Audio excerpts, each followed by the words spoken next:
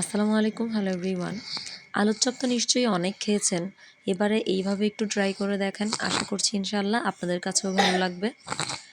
খুব সিম্পলভাবে দেখিয়েছি, খুব বেশি উপকরণও ব্যবহার করিনি, তারপরও মাশাআল্লাহ এটা খেতে অনেক বেশি ভালো হয়েছে। আগে থেকে আমি এখানে কিছুটা আলু সিদ্ধ করে নিয়েছি। তো আলুর সাথে মেশানোর জন্য যে পুরটা আমি ব্যবহার করব, তো সেটাই আমি এখন রেডি করে নিচ্ছি। চুলায় পরিমাণ মতো তেল দিয়ে এখানে আমি পেঁয়াজ কুচি দিয়ে দিয়েছি কাঁচামরিচ কুচি, সাথে দিয়েছি 1 চামচের মতো টমেটো সস। এবার আমি সবগুলো উপকরণ একটু ভেজে নিব যতক্ষণ পর্যন্ত পেঁয়াজটা একটু নরম হয়ে আসে।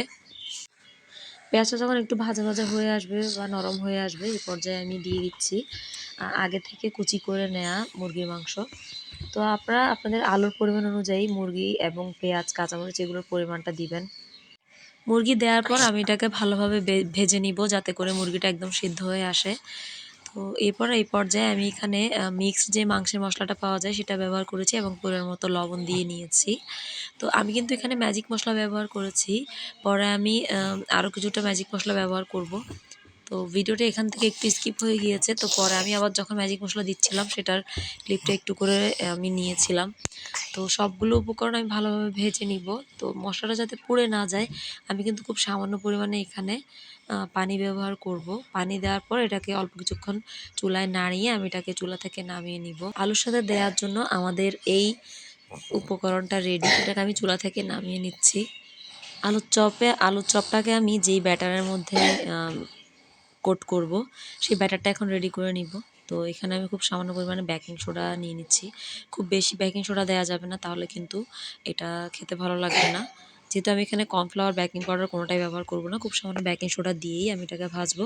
এখানে নিয়েছি ময়দা, পরিমাণ মতো লবণ, একটু মরিচের গুঁড়া এবং একটু মাংসের মশলা। এই সবগুলো উপকরণ আমি একসাথে মিশিয়ে নেওয়া হয়ে গেলে আমি এখানে খুব সামান্য নর্মাল টেম্পারেচারে থাকা পানি দিয়ে এটাকে ভালোভাবে মিশিয়ে নিচ্ছি একটা চামচ দিয়ে। তা আপনারা চাইলে এই কাজটা হাতের সাহায্যেও করতে পারেন, আমি এখানে একটা চামচ ব্যবহার করেছি। এই যে আমার মিশিয়ে নেওয়া হয়ে গিয়েছে, দেখতে পাচ্ছেন এটা কিন্তু চামচটাকে কোট করে আছে। তো এরকম একটা ব্যাটার হলেই হবে যেটাতে আপনারা আলুর চপটাকে কোট করে নিতে পারবেন। তো এটাকে আমি এখন একটা সাইডে রেখে দিচ্ছি। এদিকে আমি ব্রেড ক্রাম্বটাও নিয়ে নিয়েছি। তো এই যে আমাদের আগে থেকে রেডি করে নেওয়া পেঁয়াজ দিয়ে আর খুব সামান্য চিকেন দিয়ে আমরা যে পুরোটা রেডি করেছিলাম সেটাও রেডি। তো আলুগুলোকে আমি ম্যাশ করে নিয়েছি, এখন আমি পুরোটাকে আলুর সাথে ভালোভাবে মিশিয়ে নিব। এই যে আমার মিশিয়ে নেওয়া হয়ে গিয়েছে। তো এই পর্যায়ে আমি এখন আলু চপগুলোকে রেডি করে নিব। আলুর চপ আসলে আপনারা আপনাদের পছন্দ মতো যে কোনো শেপে তৈরি করে নিতে পারেন। আমি আমার পছন্দ মতো একটু ছোট সাইজ করে এগুলোকে আমার পছন্দ মতো শেপ দিয়ে নিচ্ছি। তো সবগুলো আলুর চপ এভাবে বানানো হয়ে গেলে আমি এভাবে ব্যাটারের মধ্যে দিয়ে দিব। আপনারা চাইলে এই কাজটা হাতের সাহায্যেও করতে পারেন। আমি একটা চামচের সাহায্যে করেছি যাতে করে আমার হাতে না লেগে যায়। তো এভাবে কোট করে নেওয়া হয়ে গেলে আমি ব্রেড ক্রাম্বসের উপরে দিয়ে দিব এবং হাত দিয়ে আমি ব্রেড ক্রাম্ব দিয়ে পুরো আলুর চপটাকে কোট করে নিব।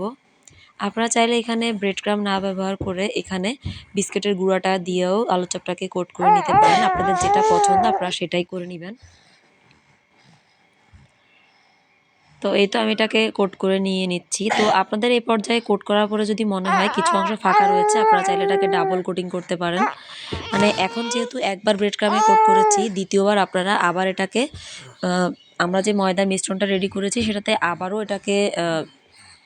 আবারও ওটার মধ্যে দিবেন এবং ওটাতে সোক করা হয়ে গেলে পরে আবার এটাকে ব্রেড ক্রাম্ব দিয়ে কোট করে নেবেন, তাহলে খুব ভালো একটা কোটিং হয়ে যাবে। তো আমার যেহেতু আলহামদুলিল্লাহ খুব সুন্দরভাবে একবারেই কোটিং হয়ে গিয়েছে, তো এই জন্য আমি এটাকে আর দ্বিতীয়বার কোট করিনি। আপনারা একটু স্ক্রিনে দেখেই বুঝতে পারছেন আমি এটা কিভাবে করেছি। তো এভাবে আমি সবগুলো আলুর চপ এখানে রেডি করে নিব। তো এই যে দেখেন মাশাল্লাহ আমার সবগুলো আলুর চপ রেডি করে নেওয়া শেষ। তো এই কয়টাই আমি আপাতত ভাজবো। তো চুলায় পরিমাণ মতো তেল দিয়ে তেলটাকে ভালো মতো গরম করে নিয়েছি। এখন আমি এগুলোকে একে একে তেলে ভেজে নিব। তো যেহেতু আমরা এখানে ব্রেড ক্রাম্ব দিয়েছি, চুলা খুব বেশি জোরে দেওয়া যাবে না, তাহলে কিন্তু এটা পুড়ে গিয়ে এটার কালারটা একদমই নষ্ট হয়ে যাবে। এজন্য চুলাটা একদম মিডিয়াম হাইয়ে রেখে তারপরেই আলু চপগুলোকে ভাজতে হবে, যাতে করে এটার কালারটা একদম সুন্দর থাকে। আলু চপগুলোকে আমি খুব সুন্দরভাবে একটু অরেঞ্জ কালার থাকা অবস্থাতেই আমি এগুলোকে উল্টে পাল্টে মুচমুচে করে ভেজে নিয়ে চুলা থেকে নামিয়ে নিব। তো এই তো আমার আলুর চপগুলো মোটামুটি ভেজে নেওয়া শেষ। মাশাআল্লাহ, এটা খেতে কিন্তু ভালো হয়েছে। আপনারা সেম রেসিপি ট্রাই করে বানাবেন। আশা করছি আপনাদের বাসার সবাই অনেক বেশি পছন্দ করবে। আজ এ পর্যন্তই। এরকম নতুন নতুন ভিডিও পেতে আমার চ্যানেলটি অবশ্যই সাবস্ক্রাইব করবেন এবং পাশে থাকা বেল আইকনে ক্লিক করে দিবেন, যাতে আমি কোনো ভিডিও আপলোড করলেই সবার প্রথমে আপনার নোটিফিকেশন পেয়ে যান। আজ এ পর্যন্তই। দেখা হবে অন্য কোনো দিন অন্য কোনো ভিডিওতে। সে পর্যন্ত ভালো থাকবেন, সুস্থ থাকবেন। আল্লাহ হাফেজ।